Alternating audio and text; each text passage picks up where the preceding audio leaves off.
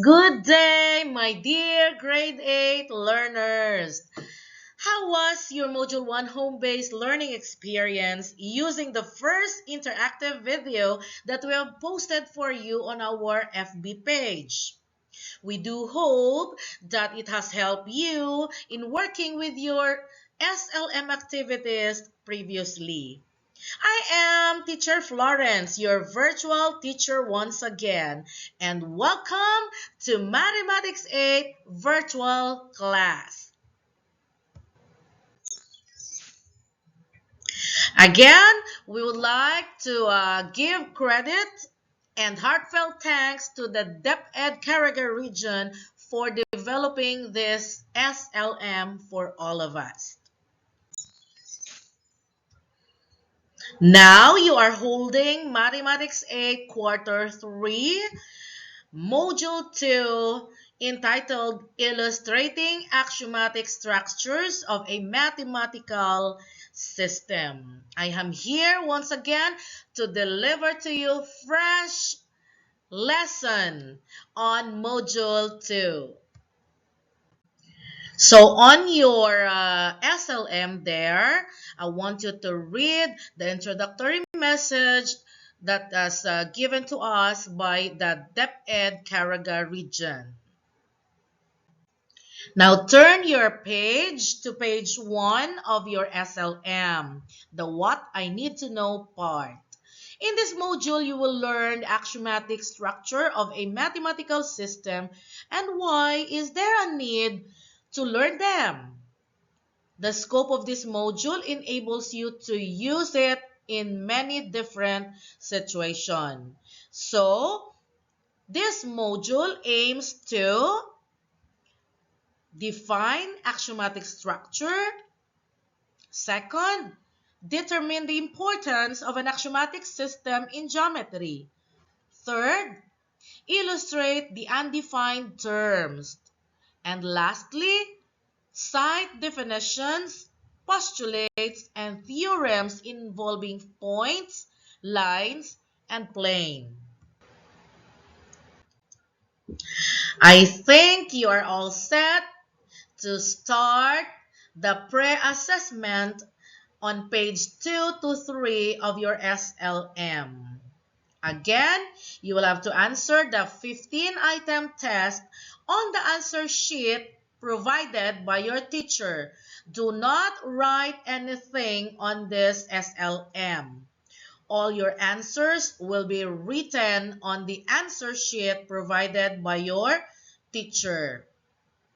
These pre-assessment tests will measure how much do you know or how much knowledge do you have on the lesson illustrating axiomatic structures of a mathematical system. If you are ready, you may begin.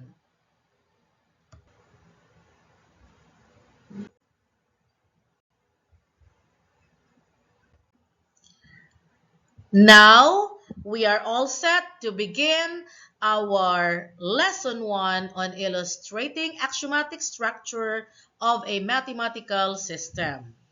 In the previous lesson on Module 1, you have learned that there are some terms in geometry which are said to be the basis or the building blocks in defining other geometric terms and formulating postulates which could be used to derive a logical result, especially when we are trying to prove certain statements. The discussion in this module will help you answer the question, why is there a need for an axiomatic structure in geometry? Now, on page 4 of your SLM, what's in? There is an activity there which is entitled Color Me. This time, you have to prepare your crayons. Your crayons to be used in coloring. Our activity, Color Me. As you can see there in your module, there are different polygons there are different polygons that needs to be colored using the color legend on your right. So here is what you're going to do. Shall we read the directions? Determine the axiom illustrated by the statement in each of the following polygons here. Then color these polygons by the color that represents each axiom. Recall also your lesson on Module 1, the different axioms representing the mathematical system. Color red if it represents trichotomy axiom, green for distributive axiom, blue for transitive axiom, yellow for associative axiom, orange for distributive axiom, white for the commutative axiom, brown for addition or multiplication axiom, pink for the existence of additive or multiplicative inverse, and violet for the existence of additive or multiplicative identity. Remember, for additive identity, what should be our identity there? For additive is 0. For multiplicative identity, what should it be? Our identity should be 1. Now, do you have your crayons there? So, work, and we will try to check your answers afterwards. Now you may begin. Now, if you are done coloring our first activity, Color Me, let us check how well did you perform this activity. Let us begin with number 1. What kind of polygon is number 1 anyway? It has 3 sides. So therefore, we call this polygon as, yes, it is a triangle. So shall we read number 1? X plus 2 equals 2 plus x. Which axiom represents our triangle here? Remember, for number 1, we changed the position of the addends there. So which axiom is it? It is a commutative property. Remember, commutative property says the position or the order of the addends does not affect the sum. So which color is our triangle? You should have colored it white. Okay, it is a white. All right. Now, let us proceed with number 2. Of course, I cannot color this triangle with a white.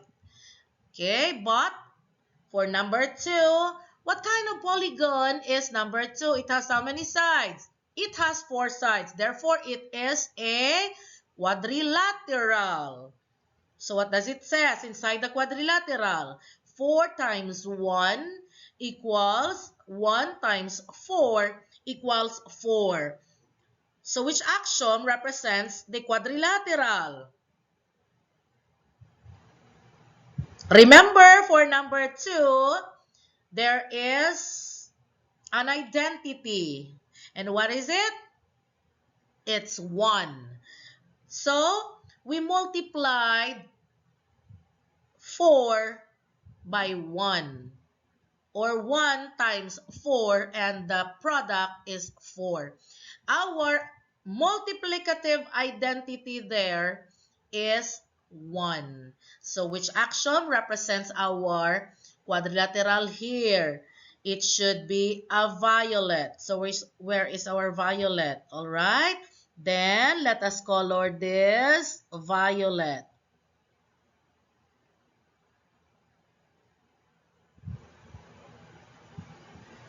Our, yes, this is a violet. Okay, I'm using a creative pen tablet.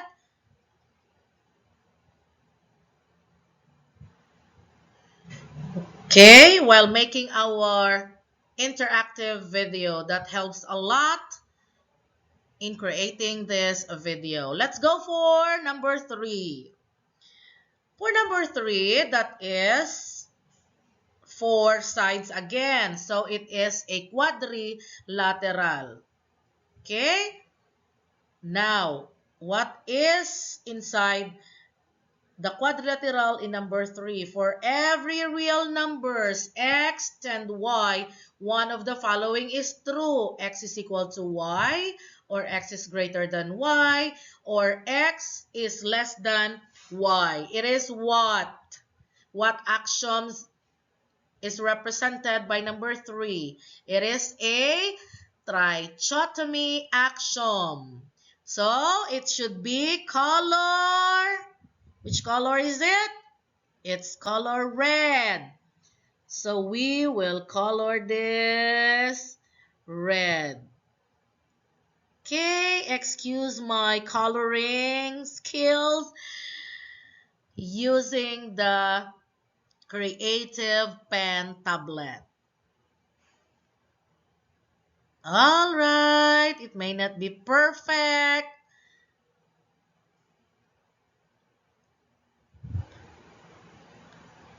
But number 3 is color red. Let's go to number 4. For number 4, again, it's a 4-sided polygon.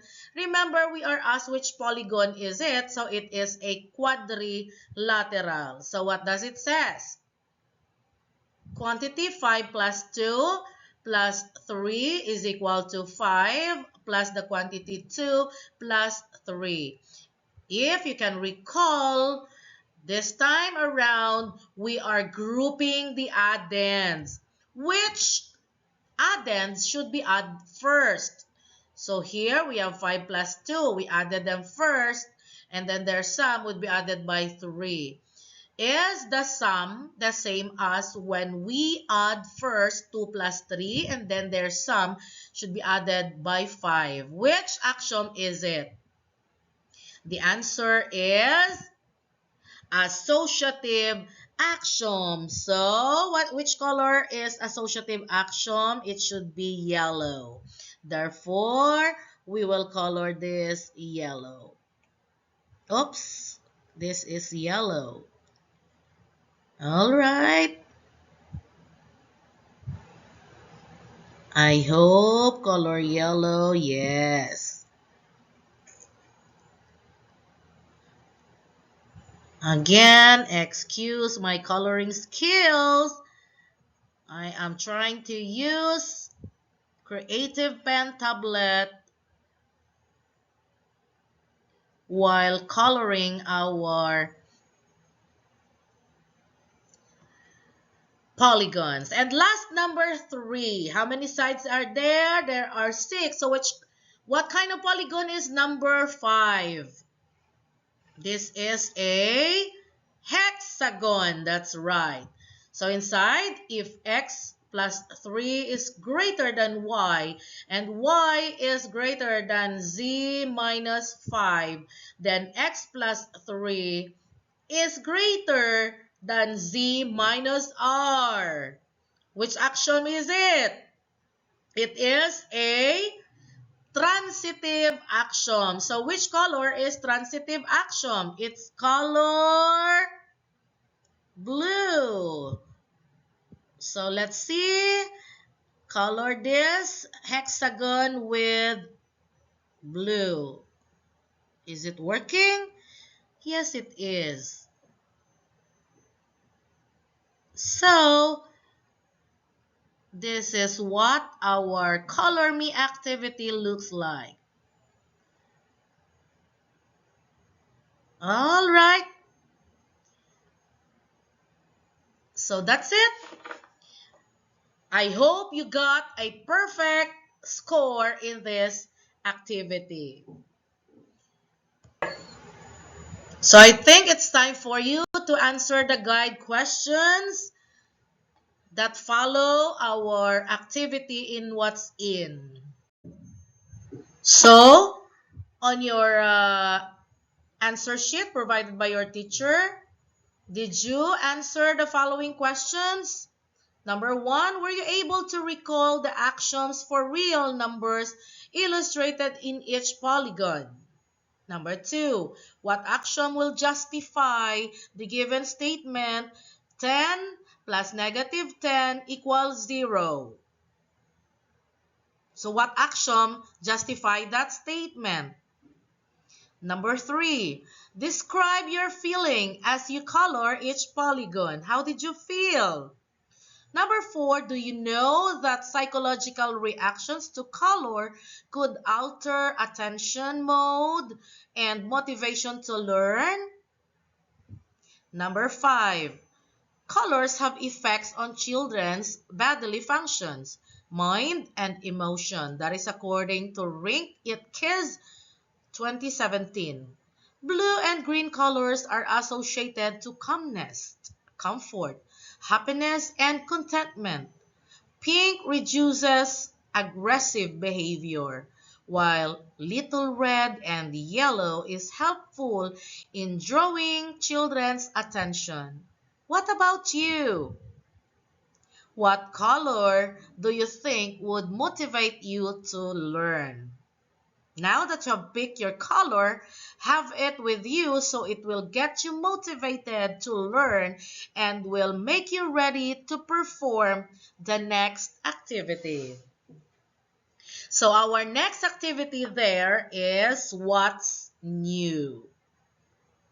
All right, as you can see, I picked color blue, a royal blue, because that is my favorite color. Now, for activity there in what's new on page 5 of your SLM, as you can see, there is a table divided into 3 columns. One column for the point, second column is for the line, and the third column is for the plane. Now, let us read the direction.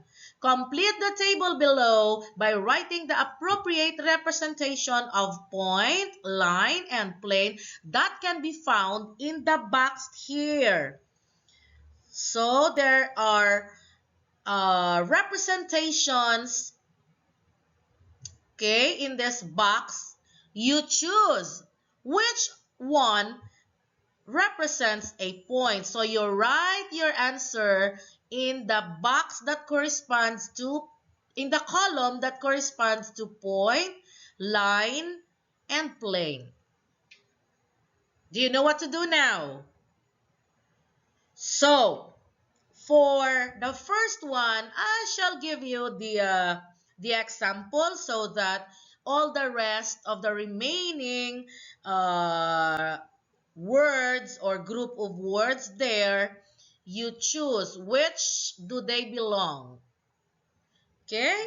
So for the point, okay? For the point, choose from the box here below. From the box here, which best represents a point. So I think the best to represent a point there is, how about this?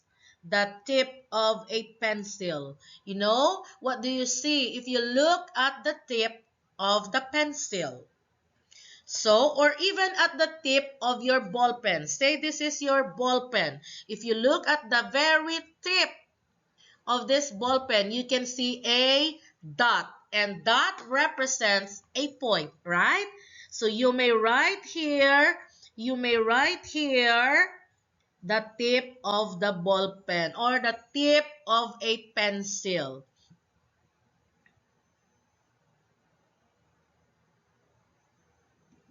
Tip of a pencil. Sorry.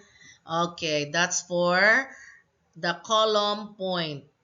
How about for the column line? For the line, which one inside the box represents a line? All right, I think the best one there is the stretch rope. Would you agree with me? The stretch rope represents a line. So you may write here, stretch rope. All right, but there are others there inside the box that still represents a line. And for the plane, I want you to choose from the box which one represents a plane. I think the best representation there is here, the top of the table. The top of the table represents a plane. So you may write top of the table. Okay, so all the rest of the remaining representations there inside the box, you write them up accordingly to whether they belong to the point, line, or plane. Now you may begin. Now, are you ready to learn more? On page 6 of your SLM, what is it? You can see a figure here, this one. What is this figure? This one is a robot. That's right. Robots are increasingly used in many industries in the whole world, from healthcare and manufacturing to defense and education. For instance, a certain robot is being used in an industry or establishment to do a particular activity. Suppose that the statements below describe the routine for such robot to control activity in a warehouse. So set of statements. Statement number 1. Every robot has at least 2 pots. Statement number 2. Every path has at least 2 robots. And statement number 3. A minimum of 1 robot exists. In this set of statements, which do you think are terms that need to be defined? Suppose you are asked to prove another statement. Say a minimum of 1 robot exists.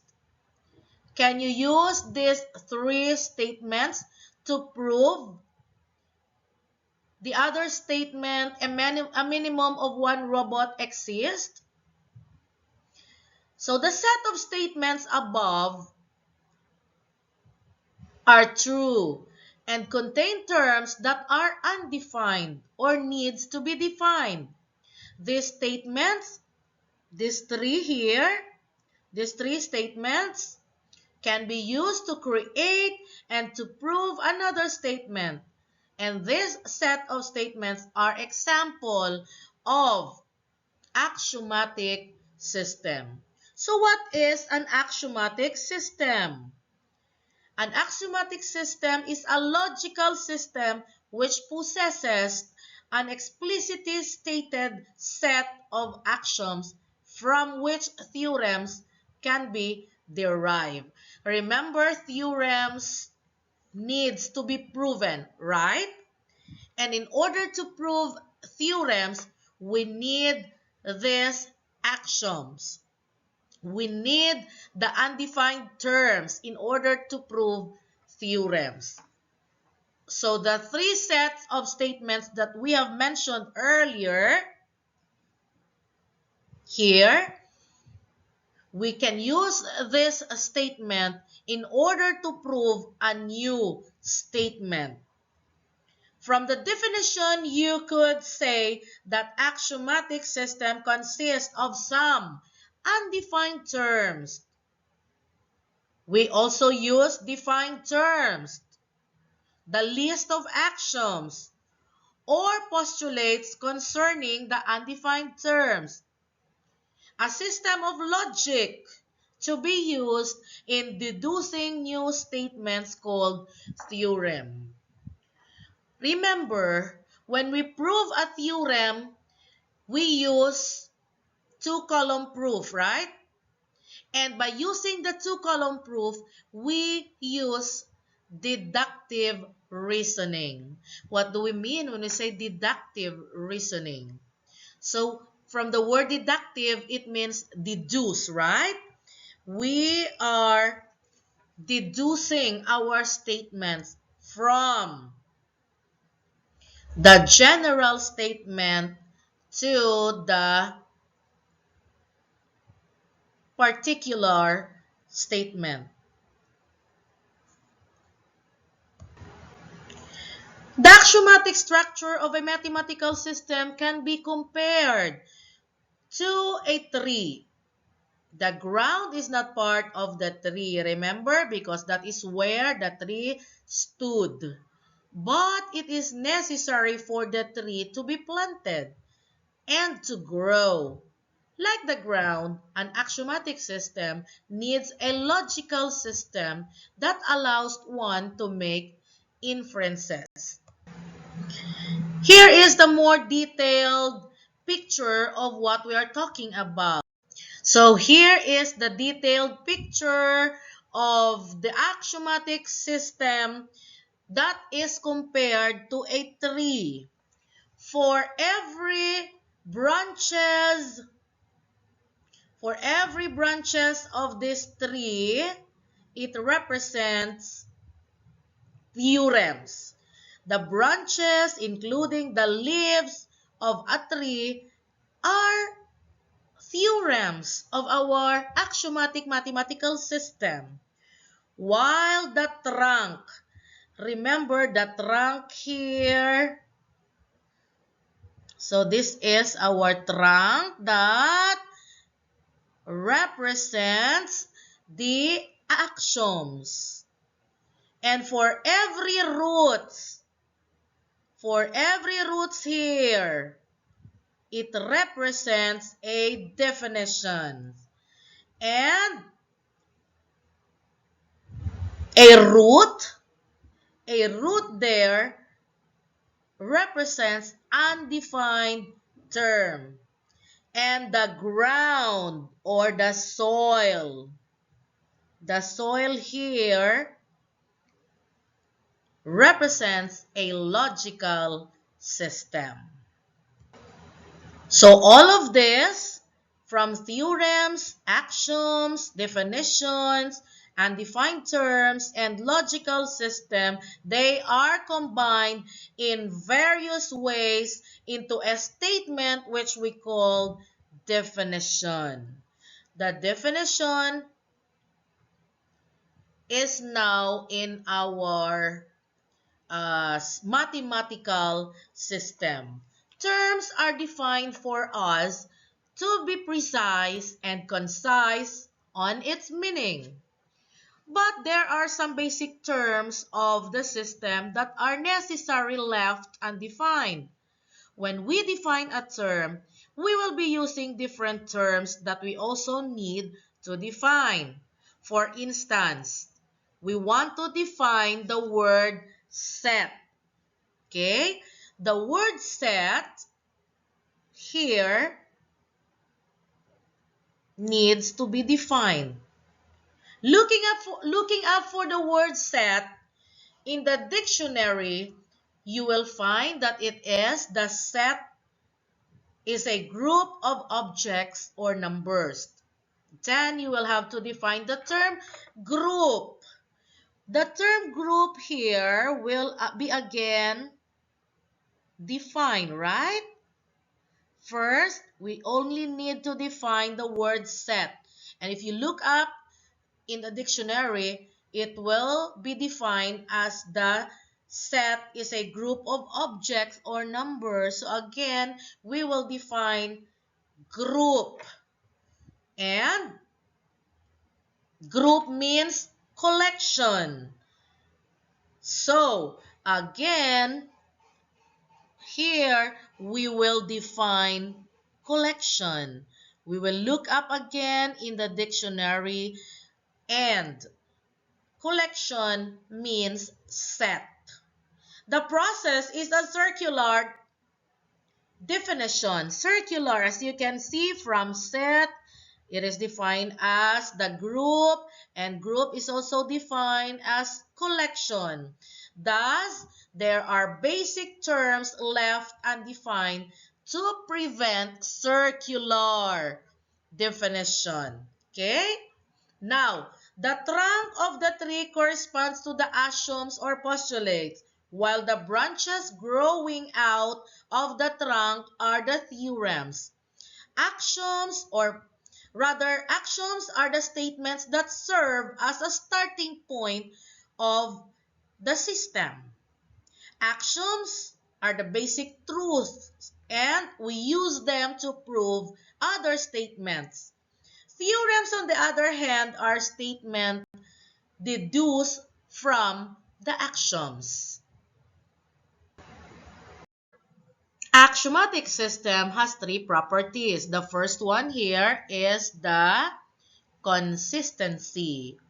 From the root word consistent. An axiomatic system is said to be consistent if there are no axiom or theorem that contradict each other. From the word contradict, it means to make an opposite statement or a negative statement. This means that it is impossible to derive both a statement and its negation from the axiom set of statement or system rather. Now here is the best example for that. If we have a statement, there exist two lines that are parallel. If we make a negation of that or a negative statement of that, we can just say no two lines are parallel. Can you see the difference? The first statement says there exist two lines that are parallel, but the negation of that says no two lines are parallel. Notice that the negation is not an axiom nor a theorem. So the system where a statement is true as well as the negation is also true. But take note that these two statements is contradictory. Contradictory to each other, so therefore it is inconsistent. An axiomatic system should be consistent for it to be logically valid. This means that there are no axiom or theorems that contradict each other. Like this one. They contradict each other. So there is inconsistency here. We must have a consistent system for it to be valid. Otherwise, the axiomatic system is faulty or inaccurate. Is that clear about our first property? The second property is independence. In an axiomatic system, an axiom or postulate is said to be independent if it is not a theorem that follows the other axioms. It is not a theorem that can be derived or cannot be proven true using other axioms in the system. For instance, you have four different axioms. If you can make a model showing that one axiom is independent of the other, that is, you cannot use the other three axioms to prove such axiom, then the axiom is independent. It simply means that if there are four statements, you don't need the three other statements to prove one statement. If you don't need the three statements in order to prove one statement, then that one particular statement is said to be independent. An example to this is Euclid's fifth postulate. Many people tried to prove this axiom using the other four postulates, but either failed or used faulty reasoning. This problem led to the development of other geometries where the fifth theorem of Euclid was shown to be independent of the other postulate.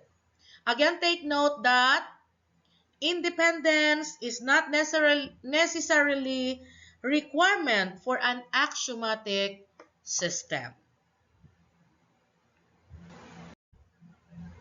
And the last of our properties is completeness. Completeness from the word complete. Now, an axiomatic system is complete if for every statement, either itself or its negation is derivable in that system, meaning every statement is capable of being proven to be true or false. Now that you have learned about the axiomatic system, let us try to apply it in the situation mentioned earlier about the robot. Okay, if you can recall, these are the set of axioms given there. Axiom 1, here. Every robot has at least two paths. Axiom 2, every path has at least two robots. Axiom 3, there exists at least one robot. So what are the undefined terms here in this axiom set? Okay, the first one is the term path or paths. And then the other term is robot.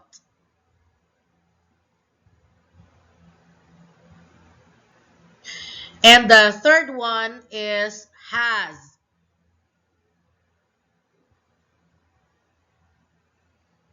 Okay, the third one is has. Now, the term robot or path are actually called the elements, and the term has is called relation. This indicates that there is some relationship between robot and path. These undefined terms can be used to construct various proofs. So say we're asked to prove theorem 1. Okay, for theorem 1 it says,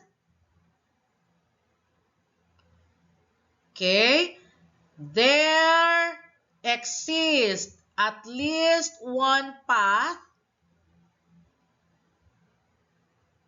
How would you do it? Again, say we will have to prove theorem 1. And theorem 1 says there exists at least one path. How would you do it? Okay, it's simple. Notice, going back to axiom 3, it says again, there exists at least one robot. So notice that axiom 3 here guarantees that there is at least one robot exists. But no axioms here, axiom 1, axiom 2, does not guarantee that there is a path. The sequence of proof could be as follows. Here are the sequence of proof. For number 1, by the third axiom or axiom 3, there is an existence of a robot. By the first axiom here, axiom 1, which says again, every robot has at least two paths. So that by axiom 1, each robot must have at least two paths. Therefore, there exists at least one path. So there it goes. The proof for our theorem 1 there exists at least one path. So using the axioms here, we have proven theorem number 1. Notice that axiom 3 here is a consequence rather of axiom 1 and axiom 2.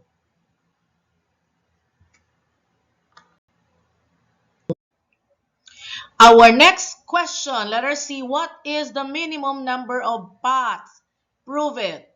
There on page 10 of your SLM, we need to prove the number of paths. Then we will go back to our 3 statements or axioms there. Axiom 3 says there exists at least one robot. So therefore we can call that as R sub 1. There exists at least one robot from axiom 1, right? Then for statement number 2, let us go back to axiom number 1. What does axiom number 1 says there? Every robot has at least 2 paths. Can we call 2 paths as P sub 1 and P sub 2? That is our statement number 2. By axiom 1, our R sub 1 or our robot must have at least 2 paths. P sub 1 and P sub 2. Then for statement number 3, will it answer question letter C? What is the minimum number of paths? Can we now conclude in statement number 3? Therefore, we can conclude at least 2 paths exist. From the second statement, we have P sub 1 and P sub 2. Therefore, now we can say at least 2 paths exist. Does it answer the question in letter C? What is the minimum number of paths? So we have proven that at least 2 paths exist. The example above clearly shows that an axiomatic system is a collection of axioms or statement about undefined terms, from which the proofs and the theorems or the logical arguments are built. As you have noticed, from the axioms, from the 3 axioms there, we have proven another statements, okay, using the 3 given axioms. Now, on the same page, on page 10 of your SLM, these are the following examples and illustrations of each part in the axiomatic structure. The first one, the undefined terms. If you can recall, in module 1 of our interactive video lesson, we say that undefined terms are terms that does not need a formal definition, right? And the best undefined terms there are point, line, and plane. Okay? These terms are the basis in defining new terms. Hence, they are called the building blocks of geometry. Even though they are called undefined terms, it does not really mean that we are restricted to describe or represent them. Now, if you can recall our activity number 2, or that's activity number 1, visualize me in what's new of page 5 of your SLM, you are asked to answer what are the examples or the representation of each term such as point, line, and plane that are found in the box. You have to identify which of them belongs to the point, the line, and the plane. If we go back to your answers there, then we can see the following. That's it. As you have noticed, the table there shows, okay, the different ways of describing these undefined terms. Okay, let us start with the point. Okay, point here is something having specific position, but it has no dimension, dimensionless, right? No length, no width, no height or thickness. Then for the line, a, a one-dimensional figure with infinite number of points, but no specific length, no specific without width or thickness. It has actually a length because it ends in both.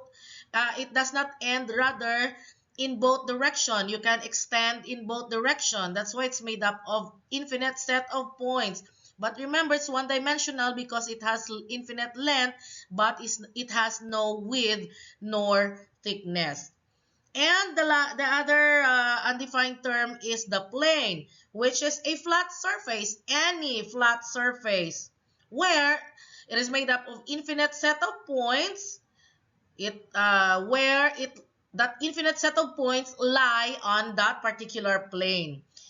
So even though it has infinite set of points in that plane, it has no specific length. It has no specific width. You can extend in all directions, but it has no thickness. It is two-dimensional. It has an infinite set of length, infinite width. That's why it's two-dimensional, but it has no thickness. Now, which among the given representations there represents the three undefined terms? So, for the point, let us start with the point. Going back to your answer, did you get the correct one? So the first one there is the tip of a pencil. Yes, if you look at the tip of the pencil, what do you see? It's a dot or a point, correct? Now another is the tip of the marker, which also represents a point. And then the corner of a rectangular tray. The corner. Okay, one corner of a rectangular tray. Let's say, for example, this is one corner here. So one corner represent there a point, right? Or another here, one corner represents a point. So that's it. What about under the line? What are the representations of a line? So we have there the edge of the cabinet, the edge, of course the edge, this one. Let's say this is a cabinet, the edge there.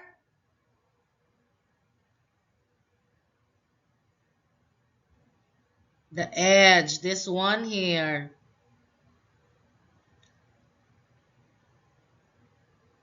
Okay, or the edge there. Then we also have the edge of a book. It also represents a line. What else? The stretch rope, which I've given you in our activity 1 there on page 5 of your SLM. And also the edge of a ruler. Would you agree with all that? They are all a representation of a line. And what about the representation of a plane? So we have there the top of the table. You know the top of a table, it's rectangular in shape, or it could be a triangular in shape, but the top there is a representation. The whole top there is a representation of a plane. What else? The wall of the classroom and the cell phone screen. Do you agree with all that representations of a plane? And that those are correct.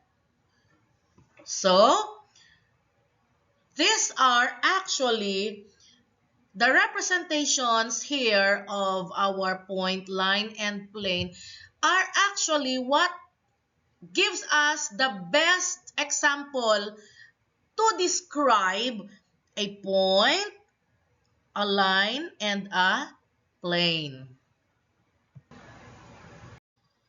Now, you can look around and name something or object that best represent a point, a line, or a plane. You may look around your house or around the classroom or outside the classroom.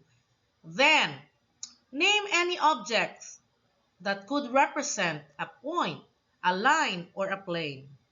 If you can do this, it means to say that you have learned what is a point, a line, or a plane. And you can describe these three undefined terms clearly. Now let us go to our lesson on the point, the line, and the plane.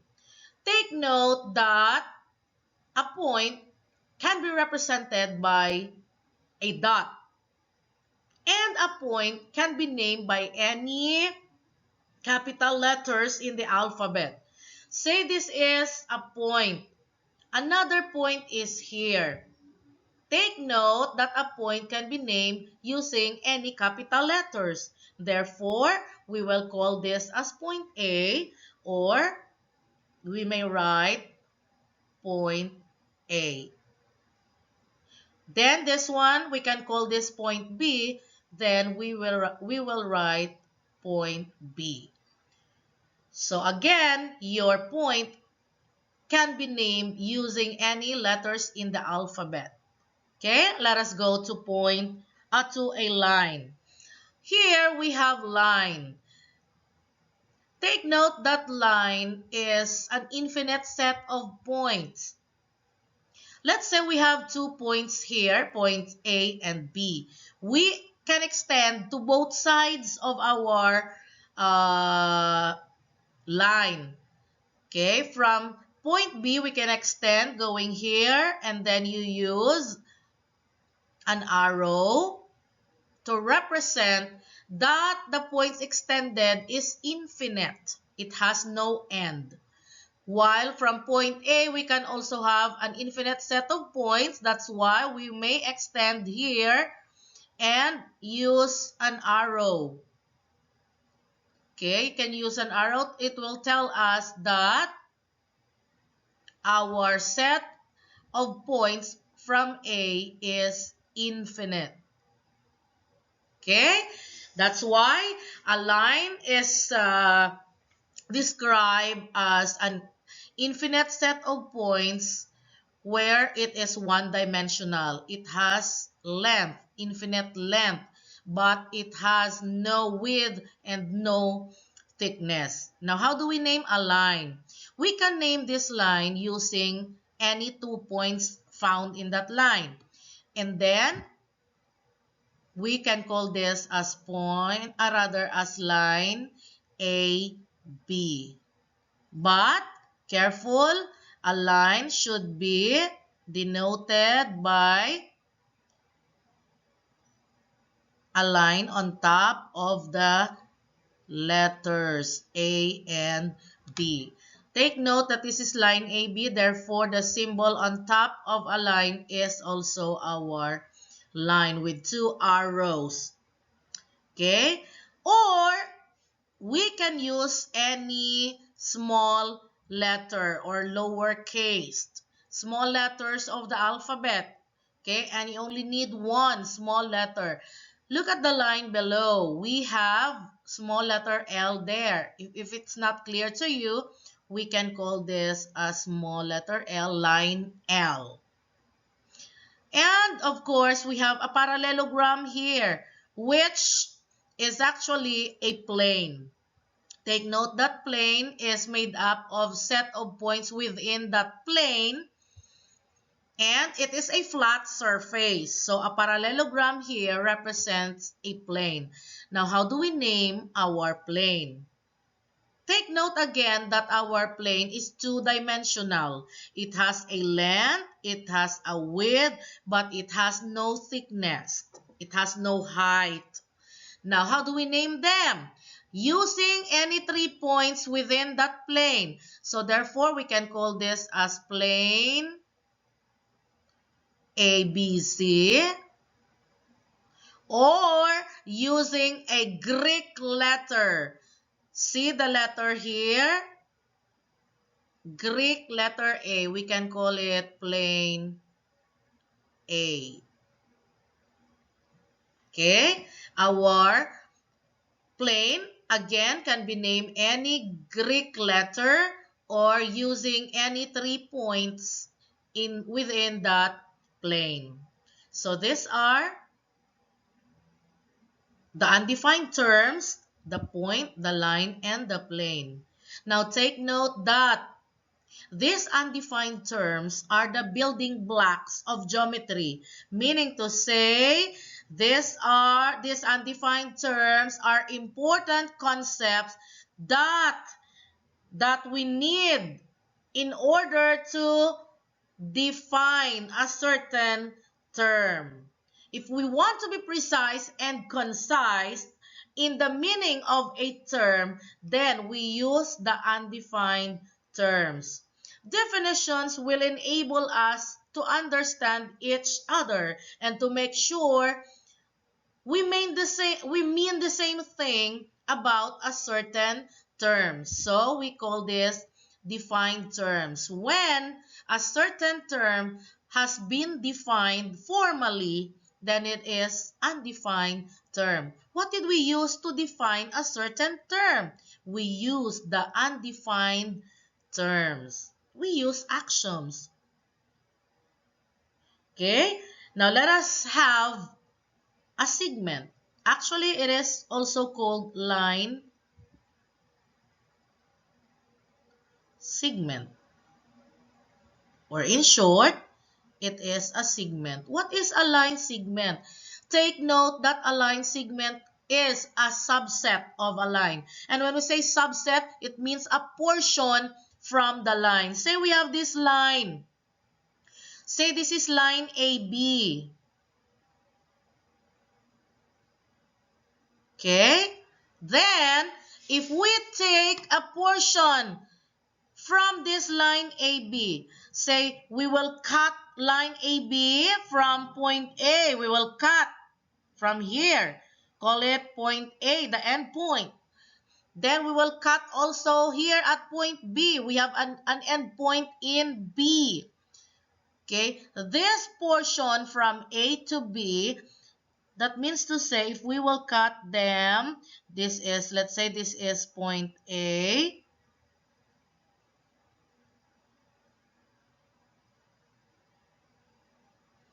And then this is another portion, and this is point B.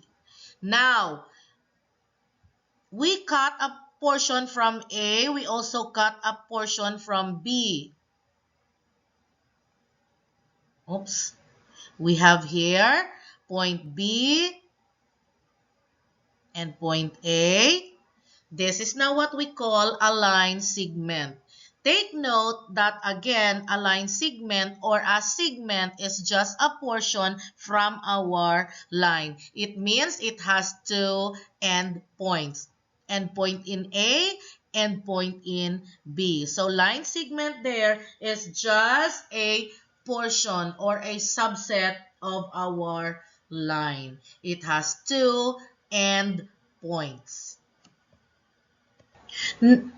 Now, how do we name our endpoint? So, since we have two endpoints here at A and B, then we can call this as segment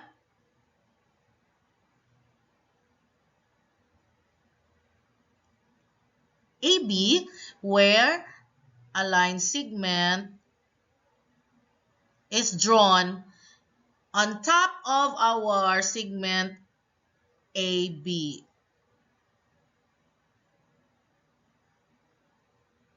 All right.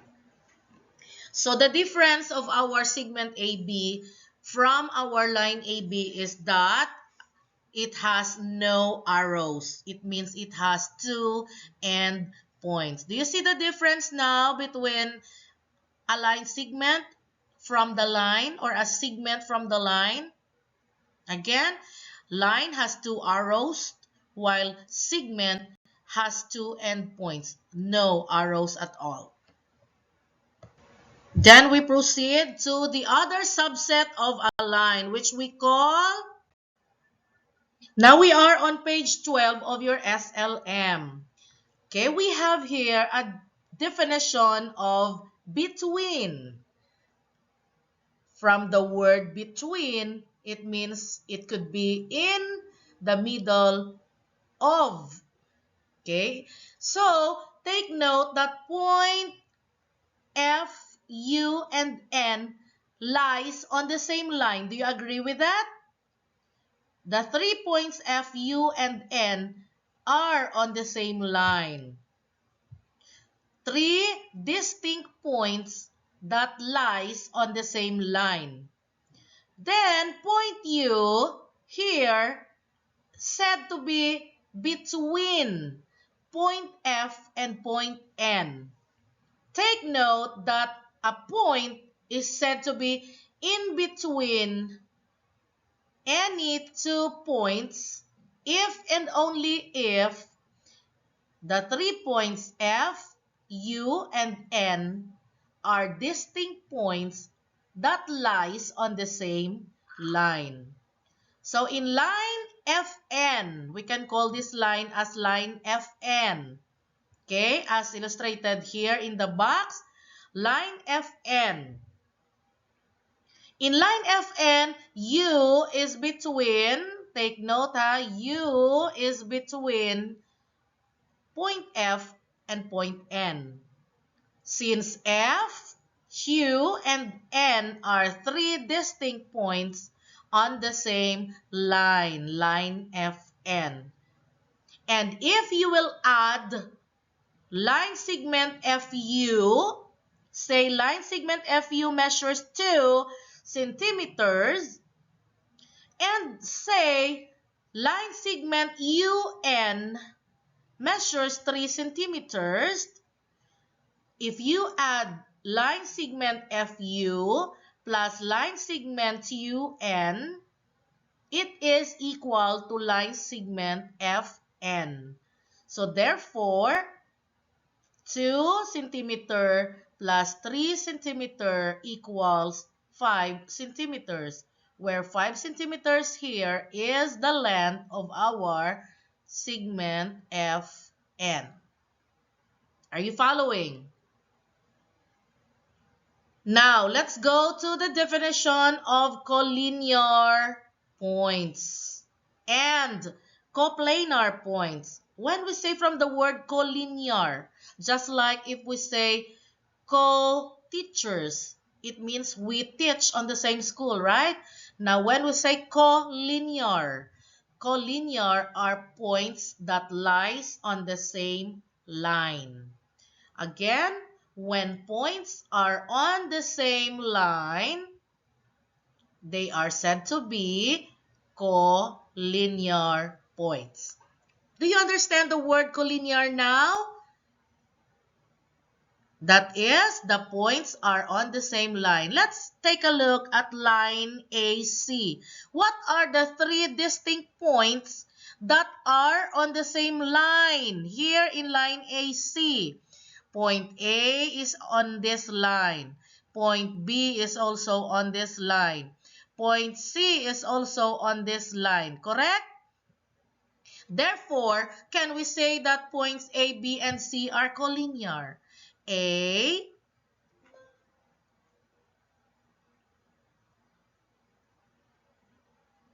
B, and C are collinear. That's right. They are said to be collinear again because they are on the same line.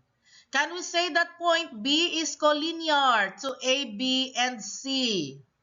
Again, can we say that point D here is collinear to points A, B, and C? No. Point D is outside the line AC. Therefore, point A and point D are non-collinear. That's right. If the points are not on the same line, then they are called non-collinear. Okay? Like point A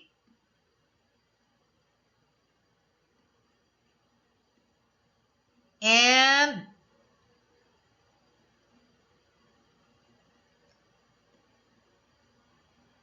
point D. Point A and point D are non-collinear. That's right. Again, what do we mean when we say non-collinear? Points like A and point D that are not on the same line. While point A is here on line AC, point D is outside line AC. So they are non-collinear. Do you see the difference between collinear and non-collinear? Then, what about coplanar points? What do we mean by coplanar points? Again, from the word coplanar, the points must be on the same plane. That's right. The points must be on the same plane. Let's say this is plane L here. So this is plane L. Now look at plane L. We have there point B, point P here. Let's say point P is here. We call it point P. And then we also have point G here. Now take note that points B, point P, and point G are on the same plane. Okay, on the same plane, this is point I also. Take note, this is point I. Now, point I is also on the same plane. Can we say that point I, point B, point P, and point G are coplanar? The answer is yes, because coplanar points are points that are on the same plane. Take note, the points must be on the same plane to be called coplanar points. Therefore, we can say B, I, P, and G are coplanar. Coplanar points. Are you following? Of course, if the point is outside the plane, let's say there is another plane here, can draw another plane here. So if it is found outside the plane, so let's say we will draw another point here and call it point X.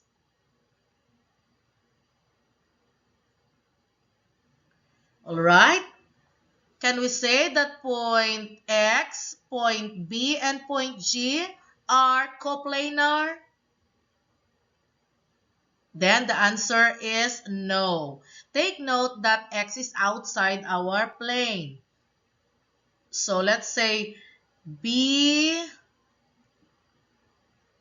I, and X.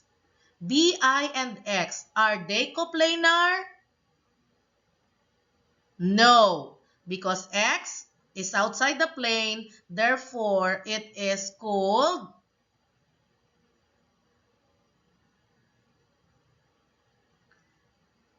non-coplanar points. Again, it is non-coplanar if the points, even if it's just one point outside the plane, then this set of points are non-coplanar points. Is that clear? Do you see the difference between coplanar points and non-coplanar points? Very good. I hope you're following. Coplanar points are points that are on the same plane, while non-coplanar points are points that is not on the same plane. Now let us answer the question here. Can points and lines be coplanar? Can points and lines be coplanar? The answer is yes, as long as the points and the line lies on the same plane. You may draw a line if it consists of many points. You can draw a line to any 2 points, right? As long as the points as well as the line are on the same plane, then we can call it coplanar. Is that understood? Take note that here in our plane S, shall we call this plane S? Okay. So let's say we call this one as plane S. Take note that in plane S, points J, O, and Y are coplanar points, while this is line N. Take note of small letter n, while line N is also on this plane. Therefore, points J, O, and Y and line N are all on the same plane. Hence, they are coplanar. Okay, let's go now to the definition of ray. Take note, everyone, that ray here is a subset of a line. And when we say subset of a line, suppose we have here a line. And we will extend here. So this is a line, but there are points P. This is Q or O. Q. This is point Q and point R. Now, take note that ray is just a subset or a portion of our line that has one endpoint and goes on infinitely in one direction. Let's say we will get one endpoint from here, from this line. Let's say our endpoint, we will cut from R, or we will cut from Q. If we will cut from Q, take note that from Q, it will goes on and on infinitely in this direction to the right. So we will draw. This is point Q.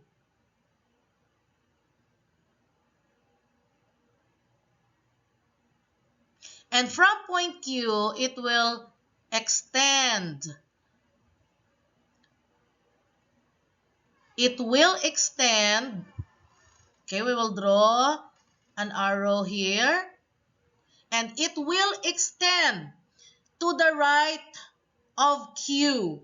Let's say this is point R. Okay? Notice that we only cut one point from our line and it has only one endpoint. This is our endpoint. Then if it only has one endpoint, then this subset of a line, we call this ray. A ray is a subset of a line with only one endpoint, and it extends infinitely in also one direction. So how do we name our ray? From point Q rather, we call this ray QR. Ray QR. And we draw a ray on top of that with one arrow. So a ray is a subset or a portion of a line with one endpoint and it extends infinitely in one direction. So we can call this ray QR. You may also choose to cut from point P. And it will, from P is our endpoint. and it will extend in this direction. Shall we draw another one? So let's say we will cut from point P.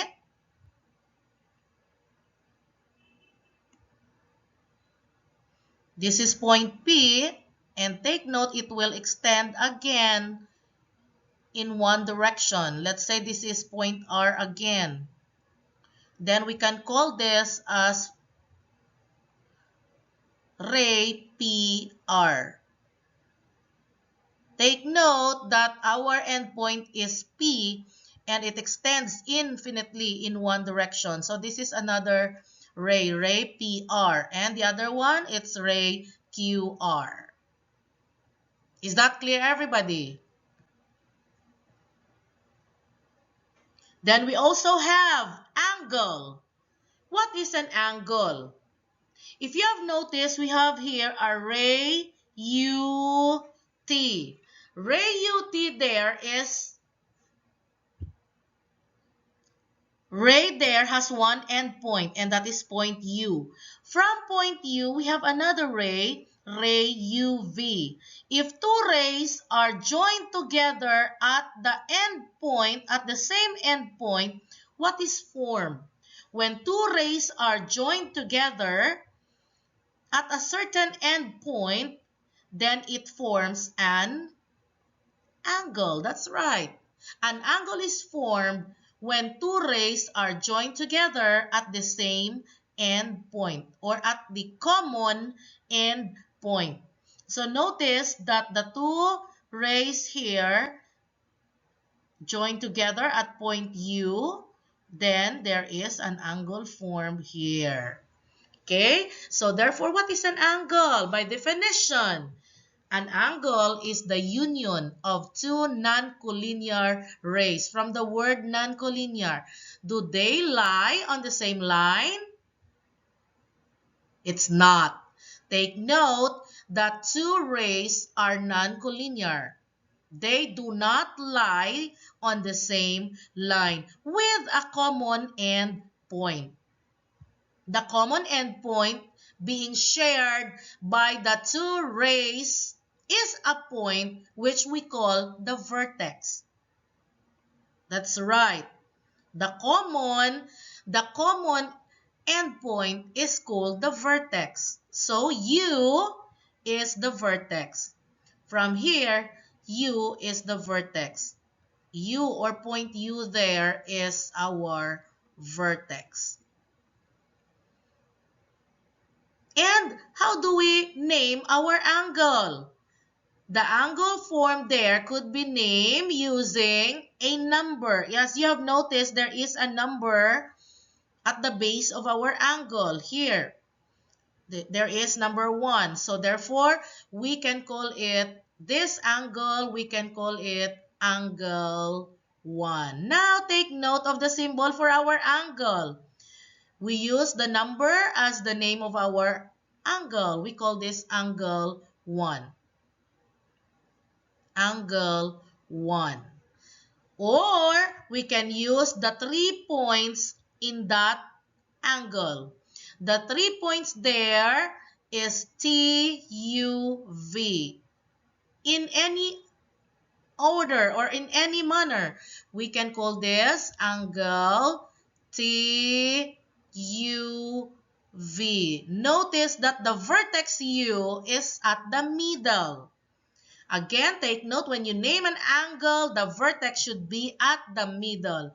Or we can also call this angle angle V.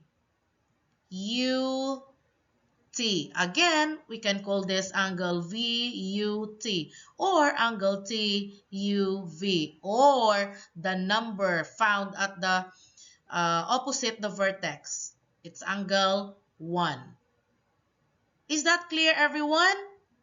Shall we proceed with the congruent angles? From the word congruent. Congruent means the same measure, equal measures. Two angles are said to be congruent if and only if their measures are equal or the same. So for example, we have here angle X. What is the measure of angle X? Again, I forgot that in naming an angle, we can also use the vertex. So say the vertex here is U. We can also call this angle U. Again, there are three ways in naming our angle. First, using the number that is at the opposite of the vertex. So say angle 1. Or you can use the 3 points within that angle. Okay, angle TUV or angle VUT, provided that the vertex U should be at the middle. Or you can just simply use the vertex as the name of the angle. So we can call it angle U. Now going back to our congruent triangles, rather the congruent angles. When can we say that two angles are congruent? If and only if they have the same measure. So say angle X here is 45 degrees. Angle Y, on the other hand, is also 45 degrees. Do they have the same measure? Are they equal? The answer is yes. Therefore, we can say here, angle X measures, small letter M means measure of angle X is 45 degrees. What about the measure of angle Y? It is also 45 degrees. Do they have the same measure? Yes. Therefore, we can say that angle X is congruent. Take note of the symbol for congruence. Angle X is congruent to angle Y. Again, when do we say that two angles are congruent? Two angles are congruent if and only if they both have the same or equal measures. And then we also have the definitions of acute angle, right angle, and obtuse angle. These three angles here are the different kinds of angles according to their measure. Yes, that's right. Let us start with an acute angle. Take note that acute angle is an angle with a measure greater than 0 degrees but less than 90 degrees. If we have a protractor, have you ever seen a protractor? So let's say this is a protractor. We have here a protractor. Okay, if this is 0 degrees, this one is 0 degrees, the other side must be 180 degrees. And from the middle, okay, lies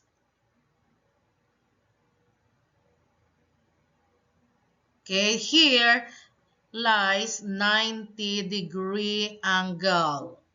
Okay, so take note, if this is 0 degrees, then the angles that is greater than 0 degree, that means 1 degrees, 2 degrees, okay, and so on until 89 degrees.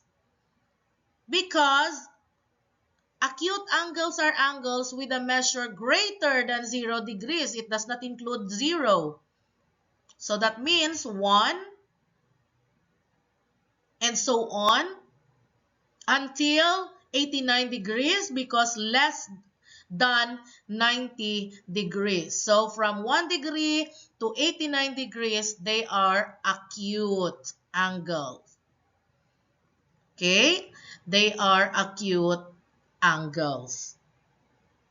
Now, acute angles are less than 90 degrees. That does not include 90 degrees. What are these angles? Take a look at angle ABC. Angle ABC here measures, that is 30 degrees. That's right. 30 is less than 90, right? More than 0 but less than 90. So therefore, Angle ABC here is an acute angle. What about 89 degree? If we have 89-degree angle here, then it is still acute angle.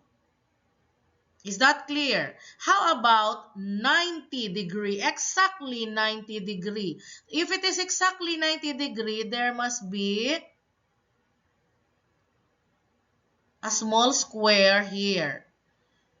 If it is exactly 90 degree, that is what we call right angle. An angle with a measure of exactly 90 degrees. No less, no more. No more than 90, not less than 90. Exactly 90 degrees is our right angle. So like this, angle DEF.